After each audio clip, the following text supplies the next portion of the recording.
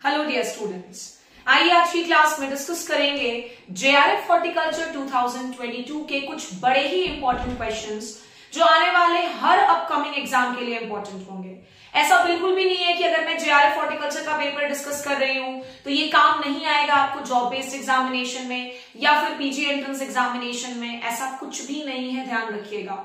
हर exam का paper solve होना चाहिए हर पर्टिकुलर कॉम्पिटिटिव एग्जाम के लिए।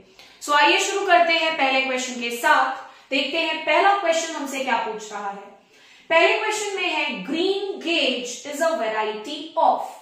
ग्रीन गेज नाम की वैरायटी दिए गए क्रॉप्स में से किस पर्टिकुलर क्रॉप की वैरायटी है। Option number A is plum, option number B है peach, pear and none of the above. तो आंसर पहले मैं बता दूं और उसके बाद इसके बारे में कुछ और एडिशनल इंफॉर्मेशन भी लिखते चलेंगे। तो बच्चों ध्यान रखिएगा that green gage is a variety of plum. Plum पे भी बेसिकली हमारे पास दो टाइप के प्लम होते हैं। एक होता है यूरोपियन प्लम और दूसरा है Japanese plum. European plum and Japanese plum. तो ग्रीन गेज प्लम की वैरायटी है, ये तो क्लियर है।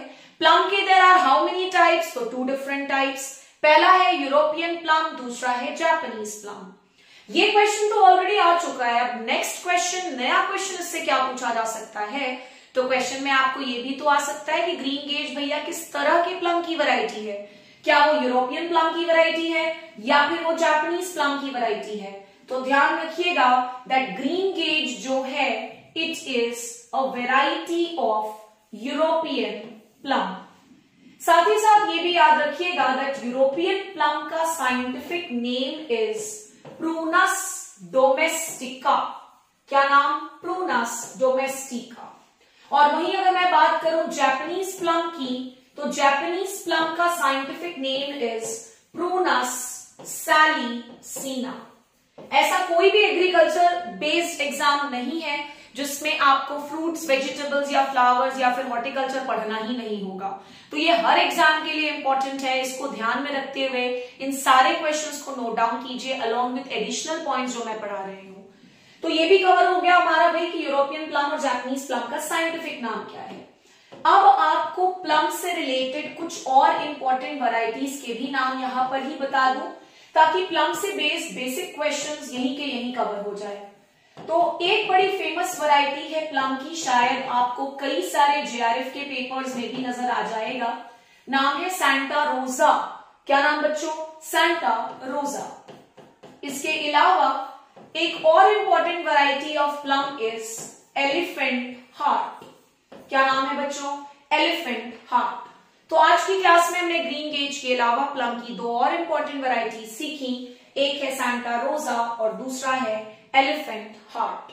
सो this we are done with पहला क्वेश्चन। आइए इसके बाद आते हैं नेक्स्ट क्वेश्चन पर। आई एम श्योर कि ये दूसरा क्वेश्चन भी आप में से मैक्सिमम बच्चों के लिए बहुत ही नया होने वाला है, बिकॉज आप बच्चे जो बेसिक बुक्स पढ़ते हैं उन बेसिक बुक्स ऑफ हॉर्टिकल्चर में ये सारे प्रॉब्लम्स को डिस्कस नहीं किया गया है। आइए देखते हैं पहले क्वेश्चन क्या है।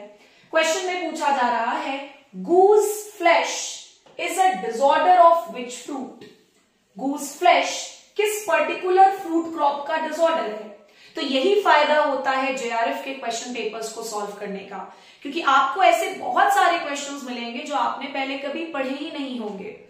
गूज फ्लैश किसका डिसऑर्डर है बच्चों? तो ध्यान रखिएगा that goose flesh is a disorder of बनाना। और बनाना में होने वाले अनदर वेरी इंपॉर्टेंट डिसऑर्डर शायद मैंने पहले भी डिस्कस किया होगा। एक है नीर वजहई, दूसरा बड़ा फेमस डिसऑर्डर है कोट्टा वजहई, तीसरा एक डिसऑर्डर शायद मैंने डिस्कस किया भी था आप सभी के साथ पिछले किसी एमसीक्यू सेशन में, जिसका नाम है नवंबर डैम्प या फिर नवंबर डंप डिसऑर्डर। तो भाई एक हमें मिल गया नया गूज फ्लैश, एक हमने पढ़ लिया नीर वजहई, दूसरा है Kotta Vazhai and another important disorder of banana is November dump. तो ये हो गया हमारा सेकंड क्वेश्चन कंप्लीट। आइए इसके बाद आ जाते हैं थर्ड नंबर के क्वेश्चन पर। फिर से एक बड़ा ही अच्छा और बहुत ही नया क्वेश्चन है ये आप सभी के लिए। हो सकता है आने वाले एग्जामिनेशन में, whether it is JRF, whether it is PG entrance examination, agriculture teacher, REO, RHO, कोई भी एग्जाम में आपको शायद ये क्वेश्चन नजर आ जाए। क्वेश्चन में क्या है, peel splitting is a disorder of. एक हमने पढ़ा आज की क्लास में गूज फ्लैश, एक डिसऑर्डर पढ़ा नीर वजहई, तीसरा डिसऑर्डर पढ़ा कोट्टा वजहई, चौथा पढ़ा नवंबर डंप, और यहां पर है पील स्प्लिटिंग किसका डिसऑर्डर है, बनाना, एप्पल, ट्यूबरोज या फिर ग्लैडियोलस। तो बच्चों ध्यान रखिएगा दैट पील स्प्लिटिंग भी बनाना का ही डिसऑर्डर होता है। तो देखा आपने कि हमने आज बनाना के 5 इंपॉर्टेंट डिसऑर्डर्स एक अकेले क्वेश्चन से डिस्कस कर दिए। रिवाइज करेंगे मेरे साथ। पहला डिसऑर्डर है गूज फ्लैश, दूसरा डिसऑर्डर जो हमने पढ़ा पील स्प्लिटिंग, तीसरा disorder of banana is Neer Vazhai, चौथा is Kotta Vazhai and the last was November dump. आइए इसके बाद चौथे क्वेश्चन पर आते हैं, और चौथा क्वेश्चन क्या है, तो चौथे क्वेश्चन में पूछा जा रहा है dioecious mutant variety of papaya is. इनमें से कौन सी वैरायटी पपाया की डायोएशियस भी है और साथ साथ म्यूटेंट भी है।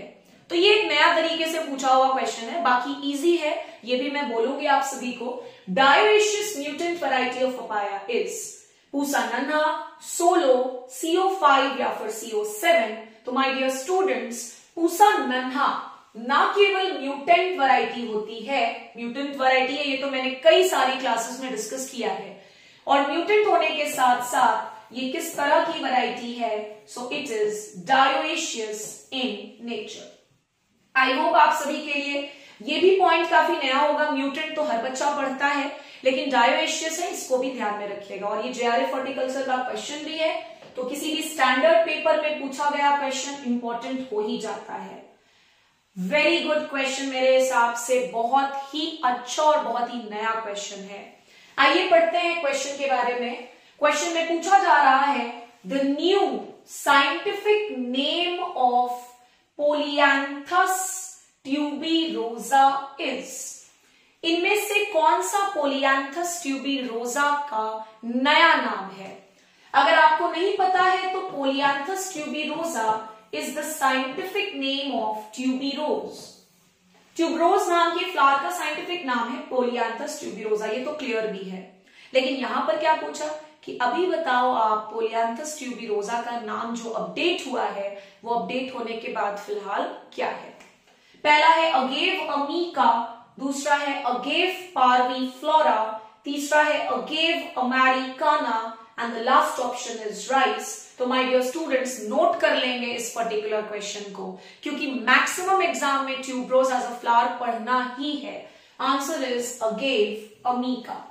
आप सभी बच्चों से मुझे ये जानना है कि अगेव पार्वीफ्लोरा और अगेव अमेरिकाना में से वो कौन सा स्पीशीज है अगेव का जिससे ड्रिंक प्रिपेयर किया जाता है, और उस ड्रिंक का नाम भी मुझे जरूर से होमवर्क में कमेंट सेक्शन में मैसेज करके बताएंगे। आई होप ये क्वेश्चन भी काफी इंपॉर्टेंट रहा होगा, नोट कर ले जरूर। पोलियांथस ट्यूबिरोसा का नया scientific name is Agave amica. 6 number के क्वेश्चन पर आ जाते हैं। मैंने मेंशन करना शायद मिस कर दिया, ये भी क्वेश्चन जेआरएफ हॉर्टिकल्चर 2022 का है, आप क्रॉस चेक कर सकते हैं अगर आपके पास पेपर है तो। क्वेश्चन में पूछा जा रहा है which is not F1 hybrid of chilli. हालांकि इस क्वेश्चन के आंसर में मुझे थोड़ा डाउट था, बट फिर भी मैं आपके साथ आंसर जरूर डिस्कस करूंगी। इनमें से कौन सा F1 हाइब्रिड वैरायटी नहीं है चिली का। तो आपको बता दूं काशी तेज, काशी रत्ना और काशी सुर्ख, ये तीनों के तीनों F1 हाइब्रिड्स हैं चिली के, और काशी नाम की वैरायटी रिलीज की जाती है IIVR वाराणसी से, Indian institute of vegetable research Varanasi.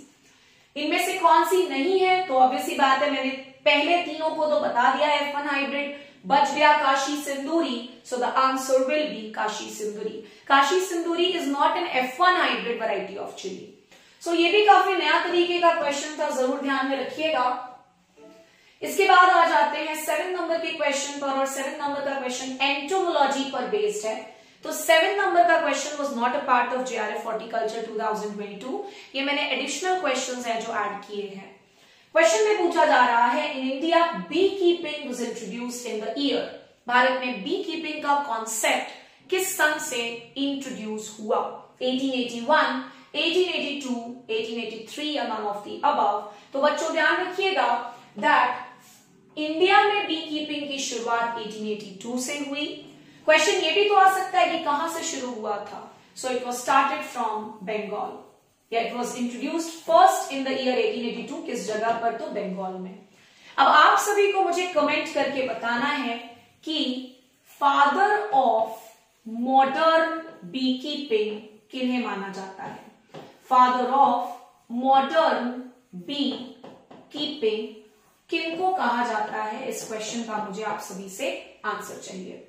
I hope ये भी क्वेश्चन काफी नया होगा और आप में से जो भी बच्चे एंट्रो में खास इंटरेस्ट रखते हैं, पीजी एंट्रेंस एग्जामिनेशन की तैयारी कर रहे हैं, मुझे जरूर बताएंगे उस पर्टिकुलर क्वेश्चन का आंसर। 8वां क्वेश्चन मेरे हिसाब से बहुत ही इजी है।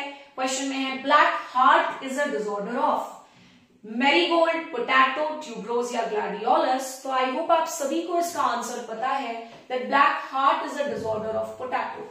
एक बार अपने नॉलेज को अपडेट करने के लिए मुझे जरूर बताएं कि ब्लैक हार्ट ऑफ पोटैटो जो डिसऑर्डर है, इसके होने का रीजन क्या है।